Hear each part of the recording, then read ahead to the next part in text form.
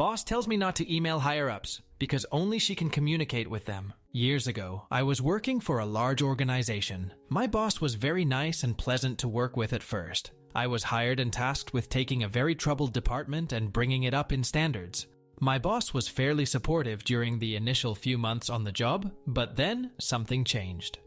The department began to perform and improve greatly within the first 6 months, and this was recognized and heralded by upper management.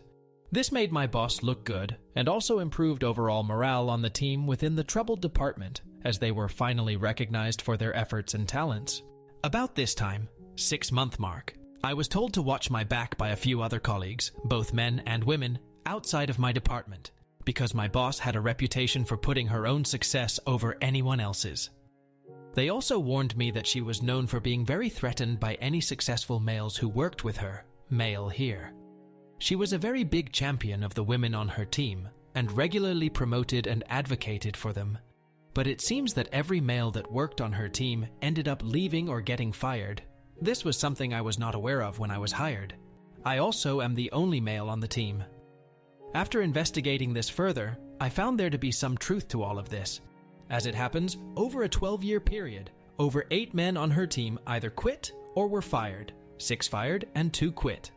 Of the women on her team during the same time period, 8 were promoted, 2 quit, 4 were still on her team, and 0 were fired. So I'm a bit concerned about this now as 1. I am a male, and 2, she has this reputation for making it difficult for men on her team. I just took this all in stride, however, and focused on continuing to manage the department to greater levels, work on continuing to increase the morale of the department, and ensuring I communicate with my boss regularly about any situation that would become problematic for her or me. I also focused on ensuring that she got maximum credit for the improvements of the troubled department, and credited her with being a great boss that ensured that the department received the resources and support that it needed to succeed. Fast forward to about my 8th month there, and I am in a meeting with my boss, and she begins to rage against me that I emailed someone who was in the upper management of the company.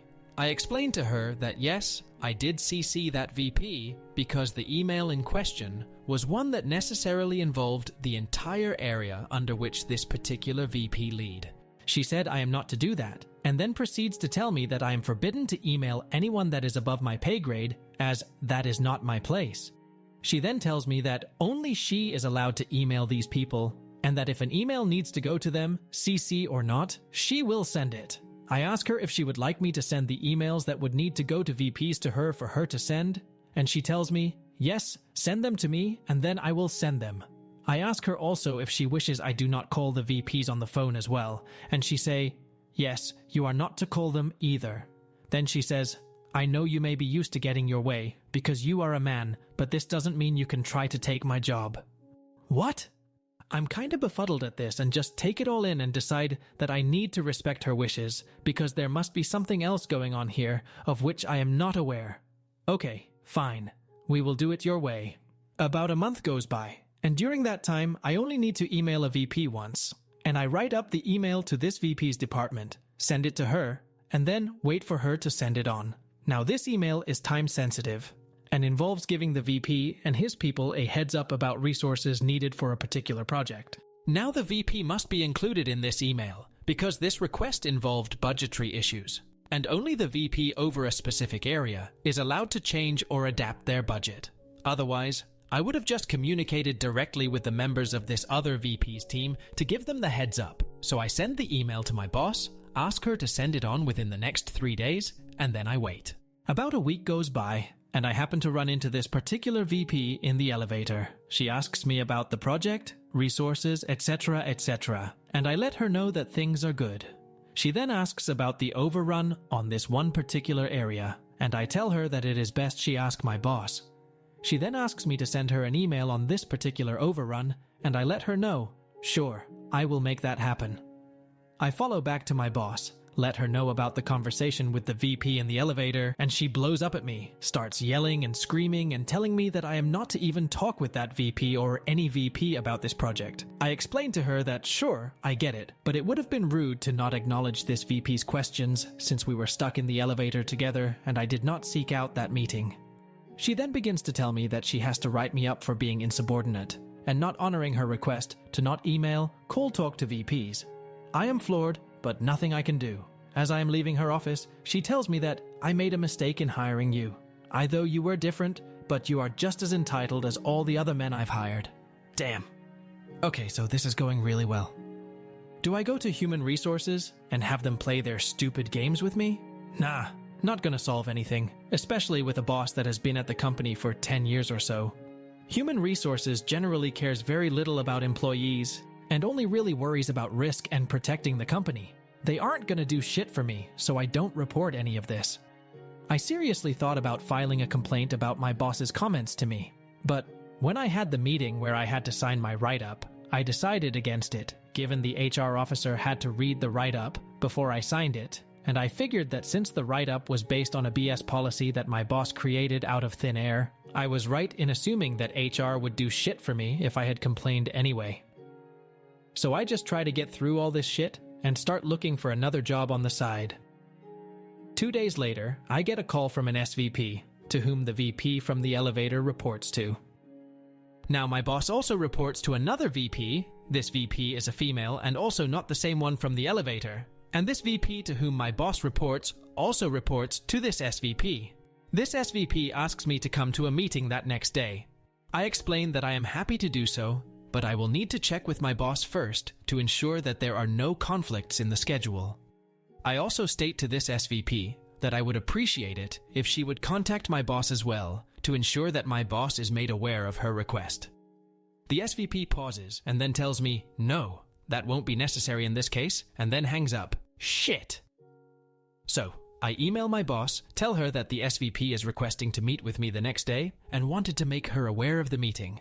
She comes storming into my office around 5:30 p.m., about an hour before I usually leave, and closes my door and berates me for a good 20 minutes for talking with the SVP. She was so loud that one of the members of the department in which I worked was about to call security just before my boss exited my office. I knew my boss would be mad, but didn't expect anything like this. So next day, I go to the meeting with the SVP. At that meeting is another 3 VPs. The first is the female VP whom I ran into in the elevator and was asking about overruns. The second is the female VP to whom my boss reports. And the third is a female VP that used to oversee the department in which I presently work. The SVP proceeds to ask me about the overruns. I explain as best as I can about the issues involved and also explain that I had prepared an email a few weeks ago about this. The VP whom I ran into in the elevator states that she never got that email on the cost overruns from me. I then explain that it would not come from me, but would have come from my boss. The VP asks why I wouldn't send it. I say that is not my place to send emails to VPs. Then the SVP stops everyone from talking and says, "What did you just say?" I then reiterate my response. Then the SVP begins questioning me about this point. After about 15 minutes of my explaining to them that I am not allowed to communicate with them per my boss's orders, they are all pretty disgusted and frustrated. I further explain that this policy was created by my boss and has been consistently enforced by her for the past month or so. They tell me that they will have to come back to me on this, but in the meantime, they will get the emails about the overruns from my boss and follow up with her. Shit. So, I go back to my office that day and realize that my head is on the chopping block. I am really in a no-win situation, and I just have to wait for it to play out. And play out it did. I come into work the next day. It's a Thursday, and I don't think anything has changed. Seems like a normal oppressive day, and I am just waiting for the axe to fall on my head. I work most of the morning, and then right before lunch, I get an email. The email is from the SVP with all the VPs copied in on it, that my boss is taking some time off and will be back in a few days. During her absence, all requests and management decisions will be made by the VP to whom my boss reports. I am not quite sure what this means, but given the weekend is coming up, I am just glad this friggin' week is almost over. Day goes by uneventful, and around 4 p.m., the VP responsible for the department in which I work comes down and comes into my office and tells me that as of that day, my department and I am no longer reporting to my boss, but I was now reporting directly to her. I ask what that means for the department and my job. She said nothing.